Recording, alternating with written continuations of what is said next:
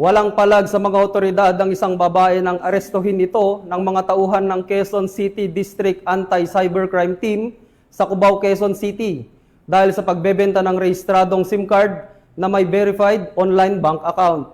Patrolwoman Mary Grace Artisuela sa balita.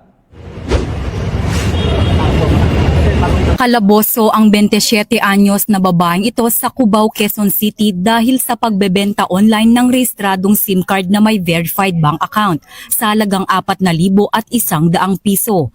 Sa ikinasang entrapment operation ng Quezon City District Anti-Cybercrime Team, nakuhanan sa video ang transaksyon kung saan makikitang sinusuri na nagpanggap na buyer ang ibinebentang SIM card.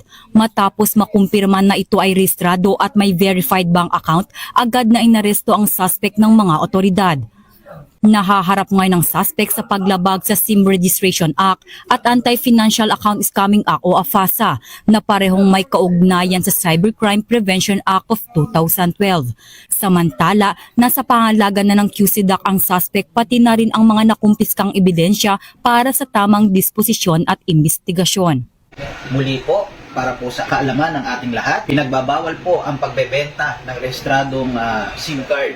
Ang mga SIM card na ibinebenta ay maaaring magamit sa mga illegal na gawain, kaya't mahalaga ang responsableng paggamit at pagrerehistro ng inyong mga SIM card. Upang maproteksyonan ang inyong privacy at kaligtasan, iwasang bumili o magbenta ng mga rehistradong SIM card at ugaliing mag-ulat ng mga ganitong uri ng transaksyon sa mga otoridad. Mula dito sa Campo Crame, ako ang inyong PNN correspondent, Patrolwoman Mary Grace Artisuela, nagbabalita para sa Police News Network, alagad ng batas, taga-taguyod ng Balitang Pulis.